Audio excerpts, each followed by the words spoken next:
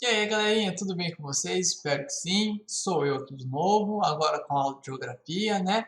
Bom, vamos começar então. A gente vai fazer a mesma coisa que a gente fez na aula de história dessa semana, né? Então a gente vai ter uma aula sobre um conteúdo revisional, uma revisão aí de tudo que a gente estudou já, e são as matérias que irão cair na prova, correto? Então na prova a gente vai cobrar aí o começo o final da unidade 2 e o começo da unidade 3, né? Então a unidade 2 aí é a cartografia, né?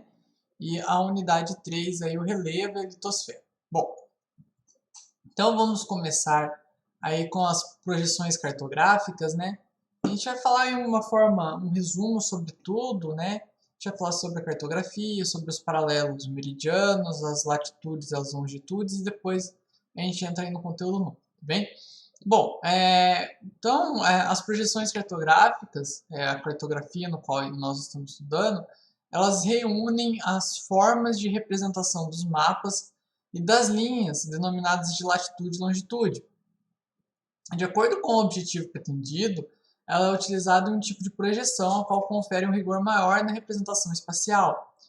Então, assim, o principal objetivo é diminuir as imperfeições dos mapas, seja nas escalas ou nos ângulos na qual ela é representada, ok? Isso porque, na realidade, os mapas eles não apresentam aí uma imagem real das regiões, ou seja, os traçados aí eles são aproximados, né? Os tipos de projeções cartográficas que nós temos são três. Para representar um plano, né, um plano, o globo terrestre, são utilizados três tipos de projeções.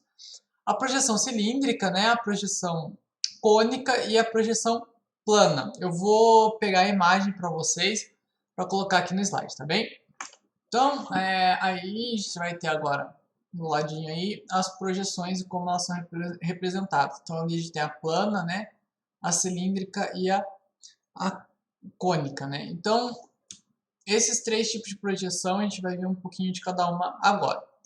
Então, vamos começar pela cilíndrica.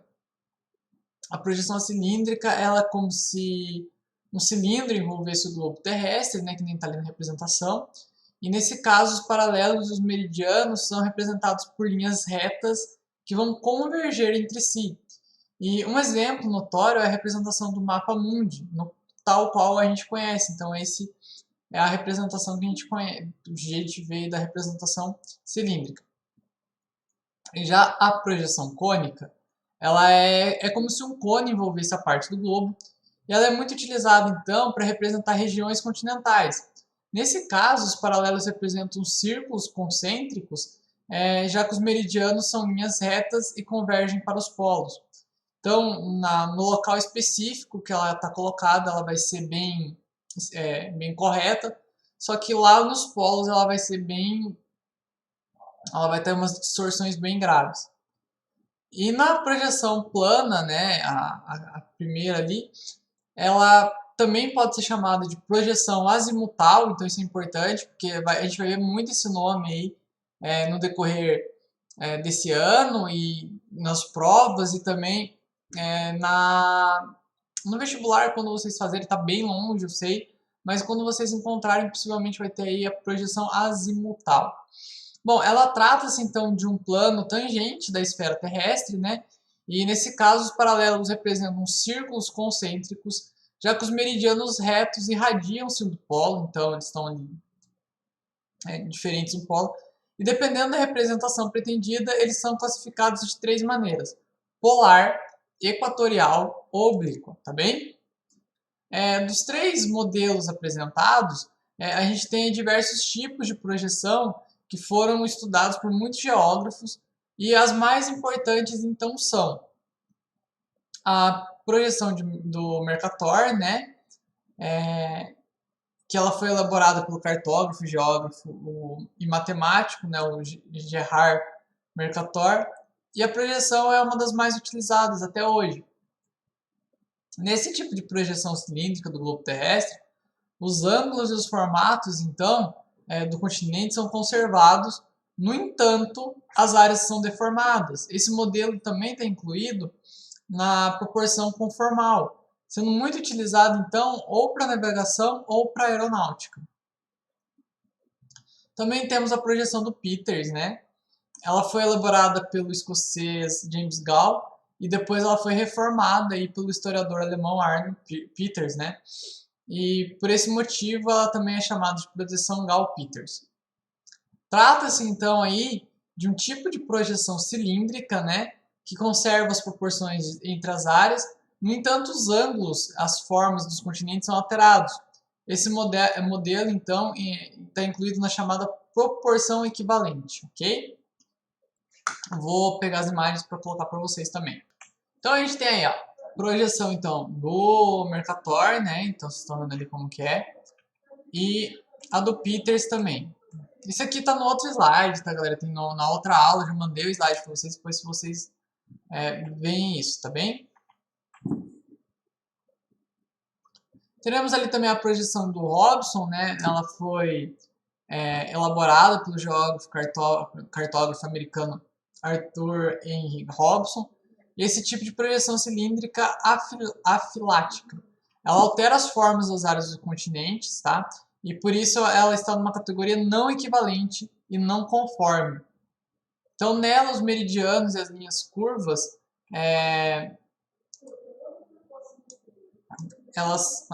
os meridianos são as linhas curvas, enquanto os paralelos são linhas retas.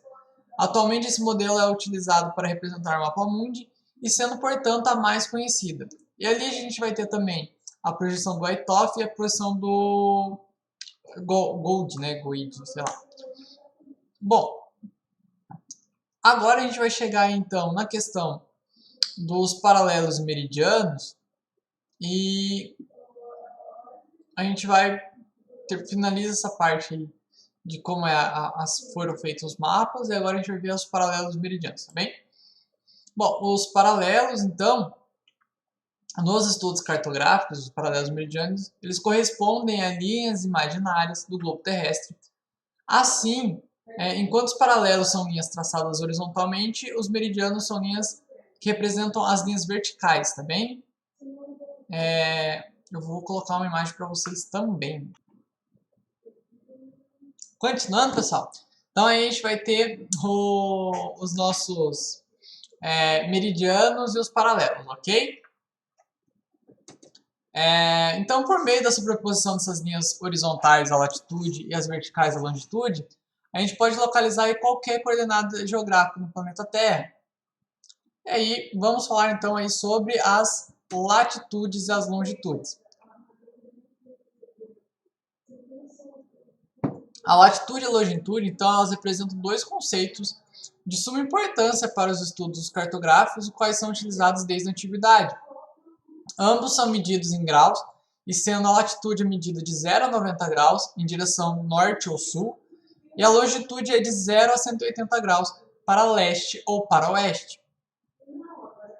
Já que a gente vai vir e falar um pouco mais afinco disso, tá? Os paralelos, então, eles são linhas horizontais imaginárias que formam uma circunferência no globo terrestre e auxiliam a medição da latitude. O paralelo, então, que merece o maior destaque, né, é a linha do Equador, onde é o paralelo de latitude de 0 grau, e ela é denominada, então, justamente com esse nome, que divide o planeta em dois hemisférios. O hemisfério norte, ou setentrional, que é representado pela letra N, ou o hemisfério sul, também chamado de austral, representado pela letra S, ok? Acima da linha do Equador, são determinadas latitudes norte, que variam de 0 a 90 graus, e abaixo são latitudes sul, que variam de menos 90 a 0 graus. De tal modo, além da linha do Equador, destacam-se os paralelos. O Trópico de Câncer, que vai estar na latitude de 23 graus 27 N, né, norte. O Trópico de Capricórnio, que vai estar na latitude de 23 graus 27 sul. O Círculo Polar Ártico, que vai estar na latitude de 66 graus 33 norte. E o Círculo Polar Ártico, que vai estar em latitude 66 graus 33 sul, tá bem? Bom, e os meridianos já, de modo diferente, eles são linhas verticais imaginárias, e eles também se formam na semicircunferência do globo, as quais eles vão ligar o polo norte do polo sul e auxiliam na medição da longitude. Dentre os meridianos, o meridiano de 0 grau é o mais importante, né, é o denominado meridiano de Greenwich, que ele passa pelo Observatório de Greenwich na Inglaterra. E ele possui então aí a sua longitude de 0 graus.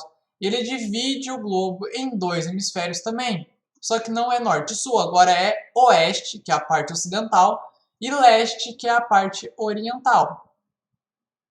À direita, então, de Greenwich, são calculados os meridianos de longitudes lestes, e eles podem variar, então, de 0 a 180 graus, e a oeste são os meridianos de longitude oeste, que variam, então, aí de menos 180 graus a 0 graus, ok?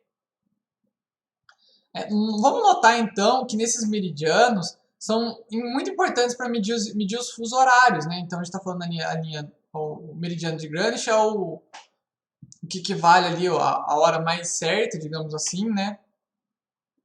E depois a gente vai fazer o fuso a partir dele. Isso porque, então, eles vão determinar os múltiplos de 15 graus equivalente a uma hora. Então, a cada 15 graus, ele vai acrescentar ou diminuir uma hora. Sendo dividido, então, entre 24 eixos, né, 12 a leste e 12 a oeste, e juntos ele constitui um total de 360 graus de circunferência terrestre. O meridiano oposto a Greenwich é a linha denominada Linha Internacional da Data. Ele está localizado, então, a 180 graus de longitude e recebe esse nome uma vez que ele determina a mudança de data, ou seja, o fim de um dia e o início de outro, ok? Bom, falando agora, então, com um pouco mais aprofundado sobre as latitudes e as longitudes, a gente vai ver, então, que a latitude e a longitude são dois conceitos importantes na geografia, os quais eles vão considerar as linhas imaginárias do Equador e do meridiano de Greenwich, e são muito importantes para a cartografia e a localização exata dos locais no planeta. O planeta Terra, então, ele gira em torno de um eixo, e o plano perpendicular do eixo é a rotação que divide o planeta em dois hemisférios, norte e sul. Passando pelo centro da Terra, é chamada então a linha do Equador, né, o paralelo de grau zero, e o maior de todos os paralelos. E dessa maneira, então, a latitude corresponde a uma coordenada geográfica medida em graus, que pode variar de 0 a 90 graus em direção norte ou sul. Cada uma, então, das latitudes determina, então, uma circunferência ao redor do planeta, denominada paralelos, linhas horizontais. Assim, quanto maior a aproximação dos polos, menor serão esses paralelos. Por sua vez, então, a longitude também é medida em graus, mas ela pode variar de 0 a 180 graus para leste ou para oeste. E a partir do meridiano de Greenwich, que é o meridiano de grau zero, os meridianos, então, eles serão essas linhas verticais que se representarão a semicircunferência que ligam os polos norte e sul, ok? Então, a partir dos conceitos de latitude e longitude, é possível localizar qualquer ponto no globo terrestre. Dessa forma, a gente pode calcular a longitude, basta tentar ao ângulo formado entre o plano da linha do Equador e a reta normal da superfície em que pretende se descobrir. Em outras palavras, então, para ficar mais fácil, a latitude é a medida do ângulo entre o horizonte e a estrela polar, que pode variar do norte para o sul. E assim também tem a mesma conta para fazer a questão da longitude. A gente utiliza, então, um sistema chamado GPS, que é o Sistema de Posicionamento Global, que ele foi criado aí nos anos de 1990 pelo Ministério da Defesa dos Estados Unidos. Ele corresponde, então, a um sistema de navegação por satélite muito utilizado nos dias atuais. Eu vou ver se eu consigo colocar aqui uma foto do GPS com as linhas, tá bem? Pera aí.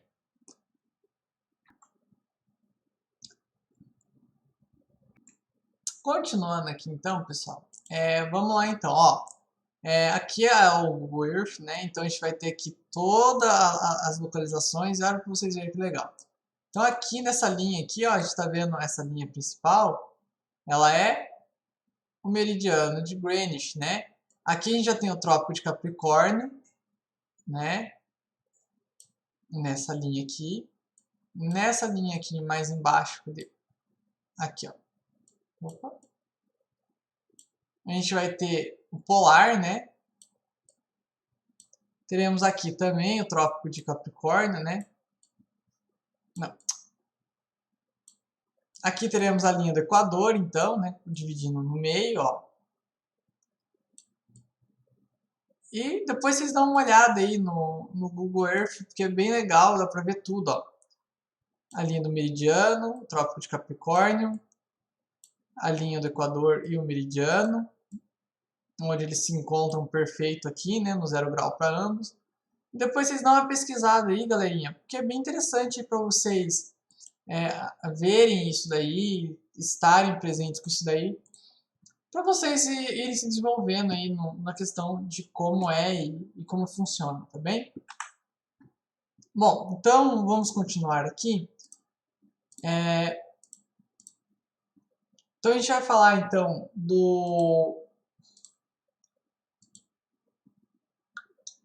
GPS. Vocês podem ver, vou abrir de novo. Então vamos colocar aqui, por exemplo, esse GPS, então ele pode fazer o quê? A gente tem aqui, por exemplo, ó, as coordenadas geográficas. Vocês estão vendo aqui, por exemplo, que nesse pontinho eles se encontram. Se a gente for aproximando, a gente vai ver que ó, ele vai ampliando ainda mais as linhas de latitude e longitude, onde a gente pode identificar aqui a coordenada geográfica. Aqui embaixo a gente tem, por exemplo, a coordenada geográfica, ok? E o Google travou.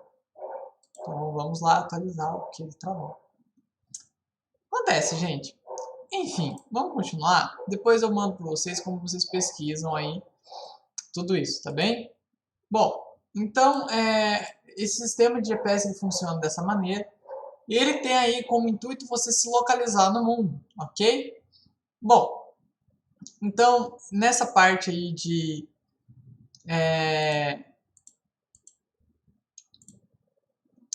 coordenadas geográficas ficamos por aqui, né? Nessa questão de cartografia e agora a gente vai começar então a falar sobre a litosfera e sobre o relevo terrestre, né? Deixa eu ver se tem aqui. Vamos ficar aqui com essa imagem do relevo por enquanto. Bom, falando então sobre a questão da litosfera, ela faz presente aqui nessa imagem, mas a gente vai entender melhor o porquê. A litosfera, então, é a parte mais externa da Terra e é uma camada rochosa que ela varia de espessura nas regiões montanhosas e nas grandes profundidades marinhas, formada então pela crosta terrestre ou a terrestre oceânica e pela parte externa do manto superior. Então a gente está falando aí da parte externa do manto e da crosta, esse conjunto vão formar a litosfera, ok? Bom, ao primeiro momento a gente vai ter aqui, ó, essa camada bem fininha, ela é a crosta terrestre, ok? Abaixo a gente vai ter o manto ele se divide entre manto externo e manto interno. Logo aqui a gente vai ter o núcleo externo e mais ao centro o núcleo interno, ok? Acredito eu que quando eu mandar para vocês aí o mapinha vai ficar mais, o slide ele fica mais fácil para vocês conseguirem identificar, tá? A título de curiosidade, a gente tem essa distância aí da crosta terrestre aí de 0 a 70 km, né? Profundo, né? O manto de 70 a 2.891 km. O núcleo externo de 2.391 a 5.150 km. E o núcleo interno de 2.391 a 6.731 km de profundidade, ok?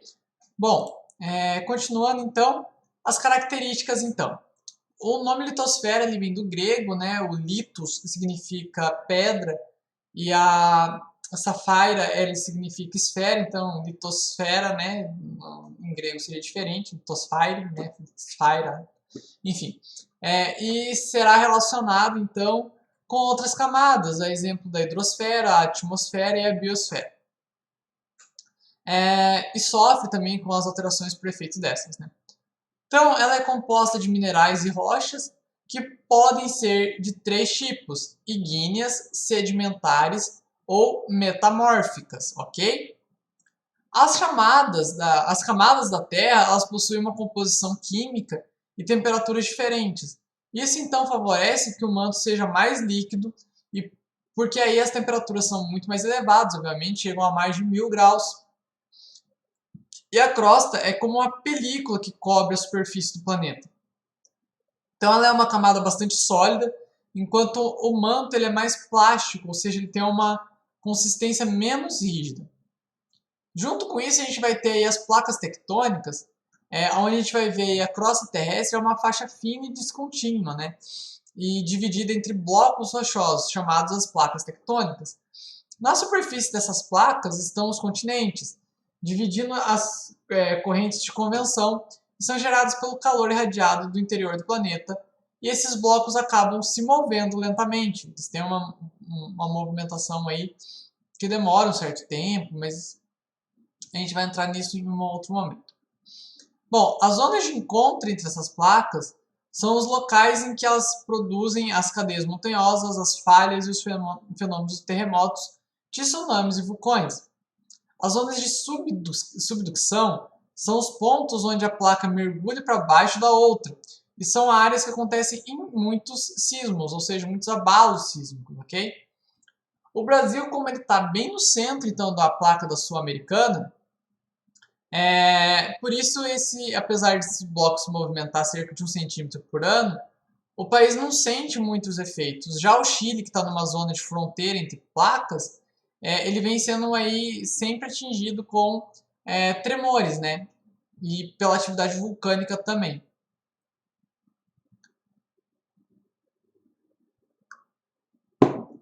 A composição química da litosfera, por exemplo, são os elementos mais abundantes, né? O oxigênio, o silício, que se juntos formam compostos como silicatos, como a sílica, e depois o alumínio. As rochas, então, são formadas por minerais, sendo os principais o granito, a sílica, que são os quartzos ou areia, e a mica. Algumas pedras preciosas, como os rubis e esmeraldas, também são compostos por óxidos, ok? Sobre o tectonismo, então, é um fenômeno que está relacionado aí com os movimentos das placas tectônicas, né? E presentes na litosfera, né? Que se chama da camada externa terrestre. E o movimento dessas placas tectônicas pode ocorrer de 3 maneiras. Ela pode ocorrer convergente, que é o choque entre as duas placas. Ela pode ocorrer divergente, que é o afastamento das placas. Ou ela pode ocorrer de maneira transformante, que é o deslizamento de placas sobre as outras, ok? De tal modo, então, o tectonismo é produzido pelas forças do interior da Terra e ele colabora aí com a formação do relevo, né? Sendo que a sua atuação pode provocar diversos abalos sísmicos, por exemplo, os terremotos, os maremotos, entre outros. Sobre as placas tectônicas, que se deslocam no sentido horizontal ou vertical, elas são grandes blocos rochosos rígidos que cobrem a superfície terrestre, e as mais importantes são a placa africana, a placa antártica, a placa australiana, a placa euroasiática, a placa do Pacífico, que é rodeada pelo Círculo de Fogo do Pacífico, né, são os vulcões, a placa norte-americana e a placa sul-americana. Elas têm uma classificação. De acordo com o processo de envolvimento do tectonismo, ele é dividido de 2 maneiras. Ela pode ser ou epirogênese, que é também chamado de movimento pirogênico, e esse tipo de tectonismo revela um processo lento de verticalização, que causa aí, então, os levantamentos e rebaixamentos da crosta terrestre, as quais ela sofre com diversas falhas e fraturas em sua estrutura. E pode ocorrer no sentido ascendente ou descendente, ou seja, movimentos de sorgimento para cima ou de rebaixamento para baixo. A gente está vendo um caso desse hoje, não hoje necessariamente, mas hoje também. Enfim, na África, a África está acontecendo isso. Ou um movimento de orogênese, que também é chamado de movimento orogênico, E esse tipo de tectonismo, então, ele determina um processo de pressão horizontal, em que ocorrem dobramentos ou enrugamentos da superfície terrestre. Por exemplo, os dobramentos modernos, esse tipo de formação geológica, que formam, por exemplo, as montanhas e as cordilheiras. Sobre os abalos sísmicos, então, ou terremotos, eles ocorrem através do movimento dessas placas, né, tectônicas ou de atividade vulcânica, e designam um fenômeno que provoca uma vibração brusca na superfície da Terra, e quando ocorrem no mar, são chamados de maremotos ou tsunamis. Também teremos aí o vulcanismo. O vulcanismo, então, é um fenômeno geológico natural determinado pelas atividades vulcânicas. Então, é um processo aí do vulcanismo, ele ocorre por meio da alta pressão e da temperatura presente no interior da Terra, onde há expulsão do magma, a lava, né, as cinzas, os gases, a poeira, o vapor d'água, entre outros materiais que vêm para a superfície. Então, o vulcão, por exemplo, eles são montanhas, geralmente em forma de cone, e que resultam aí na formação dos relevos vulcânicos ou postiços. Eles podem estar ativos, né, com a presença do vulcanismo, ou extintos. Eles ocorrem geralmente em locais que possuem uma intensa movimentação das placas tectônicas. Temos aí também dois tipos de vulcanismo, né? O primeiro é o vulcanismo primário, também chamado de vulcanismo eruptivo, que trata-se do processo principal que resulta na formação dos vulcões centrais ou de fraturas na superfície, que são as fissuras. E também temos aí o vulcanismo secundário, que também é chamado de vulcanismo residual. Esse tipo de vulcanismo está relacionado à energia térmica e ele não é tão violento, resultando na formação de nascentes termais, fumarolas e geysers, né? Aqueles de água que o Pica-Pau fazia no meu tempo. Não sei se no tempo de vocês. Enfim. Então, de acordo com os tipos de magma, o vulcanismo é classificado em vulcanismo explosivo, que é o processo de explosão vulcânica, que normalmente gera eventos catastróficos. Um exemplo que a gente poderia citar é o de Pompeia, que é um exemplo bem antigo. Mas também temos aí casos novos, mas vamos colocar o de Pompeia porque ficou bem gravado na história. Bom, os quais são decorrentes aí de uma grande pressão no interior da Terra e que possuem uma elevada quantidade de gases. Então, nesse caso, ocorre uma pouca liberação de gases e a textura do magma é bem mais viscosa, né? Ou seja, o teor mais ácido. São denominados, então, de erupções tipo vulcânicas, que são formadas em cônicos mais altos e estreitos. Aí a gente vai também ter o vulcão efusivo, o vulcanismo efusivo, que é um processo de vulcanismo mais calmo e decorrente de uma presença de gases que torna a pressão menor. Nesse caso, então, uma maior quantidade de gases é liberada e a textura do magma é mais fluida, ou seja, é um teor mais básico. E eles são denominados, então, vulcanismo do tipo havaiano. Nem preciso falar para vocês aonde que ele ocorre, né? Então, uma vez que estão relacionados aos vulcões mais presentes no Havaí, que são os cones mais baixos e largos.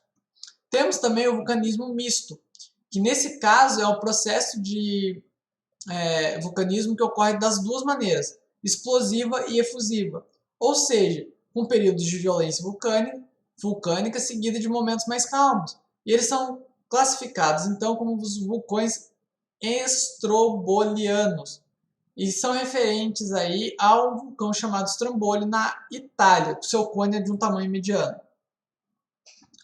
E ainda em segundo é o local onde ocorrem os processos, né, que é o vulcanismo fissural. Ele ocorre através de fissuras, né, situado na superfície terrestre. E o vulcanismo submarino, que é o vulcanismo do tipo efusivo, ele ocorre abaixo das massas de água. O nome vulcão ele está associado aí a vários deuses, né? Lembra que a gente falou dos deuses ligados à natureza? Um deles é o deus Vulcano, né? Ele é um deus romano. A gente vai ter aí uma deusa chamada Pele, que é uma deusa havaiana, que também é voltada aos vulcões. 80% dos vulcões do mundo eles estão presentes no Círculo do Fogo do Pacífico, então por isso que tem esse nome. E bom, sobre essa parte do vulcanismo é isso, e agora a gente vai pro relevo. Bom, sobre o relevo, então, ele corresponde aí às formas das paisagens físicas do planeta Terra de uma maneira que, com o passar dos anos, foram constituídos por agentes internos, endógenos, ou externos, exógenos. Os agentes da natureza desse relevo, então, eles modificam o planeta Terra, tal qual os fenômenos agem de dentro para fora da crosta terrestre, que são os endógenos, por exemplo, como os abalos sísmicos, os movimentos da placa tectônica, os vulcões e assim por diante. Por outro lado, a gente vai ver então os agentes exógenos do relevo, ou seja, aqueles que agem de fora para dentro da crosta terrestre, modificando a superfície. São as ações humanas, as ações naturais, como vento, chuva, geleira, clima e animais. Num resumo, isso daí conclui que o relevo é um conjunto de elevações e depressões do solo da crosta terrestre, classificando de acordo com sua estrutura, composição e processos geológicos. Os tipos de relevos no qual nós vamos ter. Teremos então as planícies, os planaltos, as montanhas e as depressões, tá? A serra, por exemplo, e a serra, a colina, o vale, a cordilheira, elas também fazem parte desse processo, mas os quatro principais fatores, os quatro principais formas são, começar da maior para menor, montanhas, planaltos, planícies e depressões. Então vamos começar pelas montanhas. As montanhas, então, essa aqui, ó, montanhona. As montanhas, elas são grandes elevações constituídas ao longo dos anos, né, por atividades vulcânicas, terremotos ou manifestações naturais. E dessa maneira, de acordo com o fenômeno natural sofrido ao longo dos anos, as montanhas são classificadas em vulcânicas, que foram a partir dos vulcões, dobradas, que foram formadas pelo tectonismo, falhadas, que são usadas pela falha, né, e a de erosão, ok? Nos planaltos, os planaltos, então, eles se designam as superfícies planas com elevadas altitudes. Então, aqui a gente tem um planalto, para vocês verem a altitude dele é bem maior do que a da planície. Então, eles são terrenos aí acima dos 300 metros do nível do mar. A característica mais marcante que os diferem das planícies, né, que eles estão a 300 metros acima do nível do mar. Há três tipos de planaltos, então. Os sedimentares, que são formados pelas rochas sedimentares, os cristalinos, que são formados por rochas cristalinas, e os basálticos, que são formados por rochas vulcânicas, tá? Já a planície, que está aqui embaixo, ela designa superfícies aí planas de baixas altitudes, no máximo até 100 metros, e elas são formadas por rochas sedimentares. As planícies litorâneas, por exemplo, elas correspondem aos terrenos planos próximos à região litorânea. Então, eles já vão estar no nível do mar. E de acordo com os agentes formadores, as planícies são classificadas em costeira, que fica perto do mar, fluvial, que fica perto do rio, ou lacustre, que fica perto do lago. E para finalizar, então, temos as depressões. Não é de tristeza, tá, gente? É a depressão. Mas esse significado dela ficar mais para baixo, tá? Então, essa daqui, por exemplo, é uma depressão relativa, porque ela não está abaixo do nível do mar, mas ela está abaixo dos outros processos que estão aqui, ok? Então, as depressões, elas se caracterizam, então, por planos rebaixados, considerados menores altitudes encontradas no planeta, entre 100 a 500 metros. Ela é formada principalmente pelo processo de erosão, e há duas classificações quanto a esse tipo de relevo. A depressão absoluta, aquela que está abaixo do nível do mar, e a depressão relativa, que ela está localizada acima do nível do mar, ok? A gente tem então aí os outros tipos de relevo. Os mais comuns aí são as cordilheiras, que são conjuntos de serras, os morros, que são a pequena elevação de terra, as serras, que são um conjunto de montanhas, as chapadas, que são um terreno plano no alto da serra, os vales, que são uma grande depressão, e entre outros, ok? E bom, galerinha, por hoje é só. Espero que vocês tenham gostado. Espero que vocês tenham entendido, principalmente. Qualquer dúvida, manda uma mensagem pro prof. Estou aqui à disposição de vocês. Boa sorte na prova, que ainda vai demorar uma semana, né? Não vai demorar nada, esquece o que o prof falou. Boa sorte na prova que vocês vão fazer. O prof vai mandar os slides depois para vocês também. E se atentem, por favor, a estudar pela apostila, porque é a parte mais importante de todas. No caderno de atividades, como o prof já falou, tanto de história quanto de geografia, existem pequenos resumos antes das atividades, no qual podem favorecer vocês na hora dos estudos, ok? Pessoal, é isso. Tchau, tchau. Muito obrigado por estarem aqui me observando. Espero que vocês estejam acompanhando as aulas, né? E é isso. Tchau, tchau, galerinha. Até mais.